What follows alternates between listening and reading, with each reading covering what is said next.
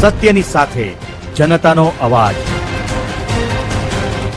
આપ જોઈ રહ્યા છો 24 ન્યૂઝ નેટવર્ક। તાજા સમાચાર, ઝડપી અપડેટ અને સચોટ માહિતી 24 ન્યૂઝ નેટવર્ક સમાચાર સૌથી પહેલા। કડાણા તાલુકાના રાઠડા બેટ વિસ્તારના લોકો માટે ખુશીના સમાચાર સામે આવ્યા છે। વર્ષોથી ચારે તરફ પાણી વચ્ચે વસવાટ કરતા લોકોની મુશ્કેલીનો હવે અંત આવવાનો છે। રાજ્ય સરકારે અહીં અંદાજિત 32 કરોડ રૂપિયાના ખર્ચે નવા બ્રિજને મંજૂરી આપી છે। સંતરામપુરના ધારાસભ્ય તથા પૂર્વ શિક્ષણ મંત્રી ડોક્ટર કુબેર ડિંડોરના અથાગ પ્રયત્નોથી આ મહત્વપૂર્ણ બ્રિજને મંજૂરી મળતા સ્થાનિકોમાં આનંદની લાગણી જોવા મળી રહી છે।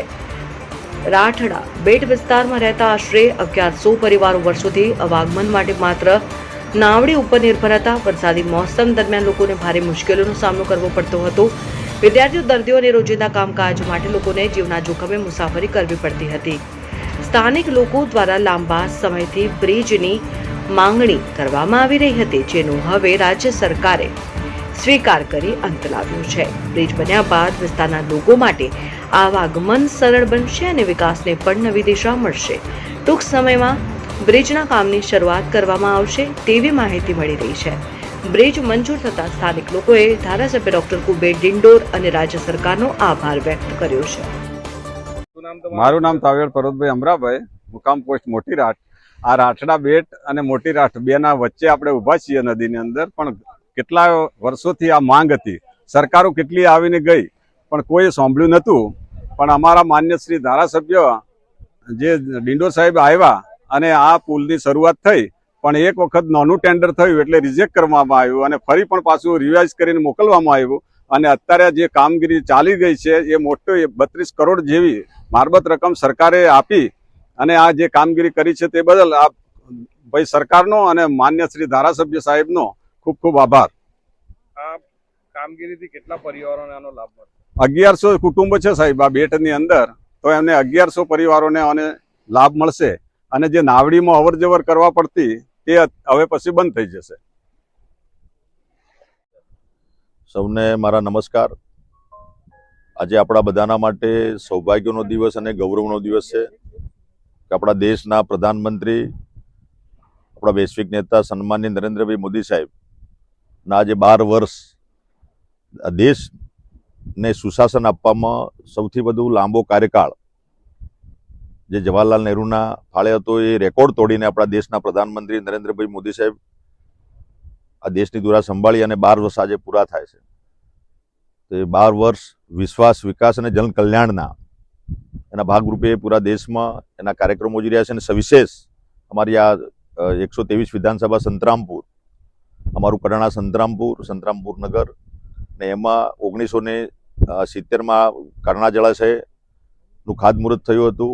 73-74માં ડેમ પૂરો થયો ને એ સમયે અમારું આ મોટી રાઠ જે ગામ છે અત્યારે આપણે ઊભા છીએ ત્યાં સામે રાઠડા બેટ છે। અહીંથી લોકો જે જમીન ડુબાણમાં ગઈ એ સ્થળાંતરિત થયા, પણ કેટલાક લોકો એ જમીન બેટમાં હતી એ લોકો ત્યાં જ વસી ગયા અને સાથે આ જે અવર જવર જે વ્યવહાર જે હતો એ માત્ર આટલા 50 વર્ષથી આ ડેમના આ 2 ક્વાર્ટરમાં લોકો નાવડાથી, મારી માતા, મારી બહેનો, દીકરા દીકરીઓ જે સ્કૂલમાં જવાનું હોય, કોઈ બીમાર થાય અથવા જે સામાજિક પ્રસંગો હોય, જાન લઈ જવાની લાવવાની હોય, પાઘડી, બધા જ સામાજિક કાર્યક્રમો આ નાવડા અને બોટના વ્યવહારથી થતા હતા।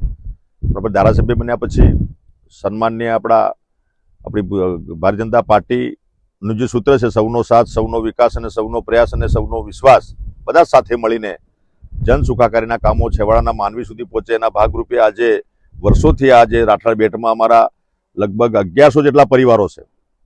અહીંયા 1 થી 8 ધોરણની સ્કૂલ છે, આંગણવાડી છે, લાઇટ પણ અમે પ્રોવાઈડ કર્યું હતું। પણ આજે અવર જવર માટેનું જે બ્રિજ નહોતો એ રાજ્ય સરકારમાં એની રજૂઆત કરીને આપણે મંજૂર કરાવ્યો, એજન્સી ફિક્સ થઈ અને કામ એનું ચાલુ થયું। આજે એના પ્રગતિપથ અંતર્ગત અમે આ કામ જે ચાલી રહ્યું છે, જે અત્યારે 2 જેને તૈયાર કર્યા છે અમારા એજન્સીવાળા, એને આ સ્થળ મુલાકાત માટે અમારી પૂરી સંગઠનની ટીમ, અમારા અહીંના સામાજિક આગેવાનો, અમારા કાર્યકર્તાઓ, અમારી માતા બહેનો, અધિકારી મિત્રો બધા આજે આ સ્થળની મુલાકાતે માટે આવ્યા છે। રાજ્ય સરકાર અને કેન્દ્ર સરકારનો આભાર માનું છું કે અમારા આવા પછાત વિસ્તારમાં આ 2 ક્વાર્ટર તો ત્યાં આટલા વર્ષો પછી આ માતબર રકમ લગભગ આપણા અંદાજિત જે છે 32 કરોડ જેટલી રકમ આ બ્રિજ માટે આપી છે। અને તેમ છતાં નાની મોટી જે ખૂટતી કડી હશે તો અમારા ભૂપેન્દ્રભાઈ પટેલ સાહેબની ઈચ્છા એવી છે કે ભાઈ જે કંઈ કામ કરવાનું એ ક્વોલિટી વાળું કરો અને ગાંઠ ઘટત તમે લઈ જાઓ. તો એના માટે આજે અહીંયા માત્ર એજન્સી વાળાને પણ પ્રોબ્લેમ છે, પાણીમાં કામગીરી કરવાની છે. આ પાણી 12 મહિના ચાલે છે, પણ અત્યારે આ 40 ફૂટ જેટલું આ પુરાણ કરીને આજે નીચેની બેજ બનાવીને પછી કામગીરી ચાલુ કરશે અને 2 જ મહિના કામ ચાલવાનું છે. પછી પાણી 419 લેવલે થશે એટલે પાણી ડેમ ભરાય એટલે કામ બંધ રહેશે. પણ 2 મહિના સમયગાળા દરમિયાન આ કામ ચાલુ રહેશે અને ટૂંક સમયમાં 2027-28 સુધીમાં પુલ પૂરો થાય એના માટેના તંત્રના અને એજન્સી વાળાના અમારા બધાના સામૂહિક પ્રયાસો છે. પણ આનંદ એ બાબતનો છે કે આટલા 50 વર્ષોની આઝાદી વીતી ગયા પછી અમારા ભાઈઓ બહેનો જે નાવડામાંથી, બોટમાંથી, હોડીમાંથી જે અવર જવર કરતા હતા એમાંથી મુક્તિ મળશે એની શરૂઆત મિત્રો થઈ ગઈ છે. અને સાચા અર્થમાં અમારા આદિવાસી સમાજ પણ આજે ભારતીય જનતા પાર્ટી સાથે જોડાયો છે. એની વિશ્વાસ છે કે જે કંઈ કામ કરશે ભારતીય જનતા પાર્ટીની સરકાર કરશે અને એ ભાગરૂપે આજે આ કામગીરી ચાલી રહી છે. લોકોને પણ વિશ્વાસ છે, જનતાને પણ વિશ્વાસ છે, પણ તેમ છતાં કેટલાક લોકો આદિવાસી સમાજને ભ્રમિત કરવાનું પણ કામગીરી કરી રહ્યા હોય છે.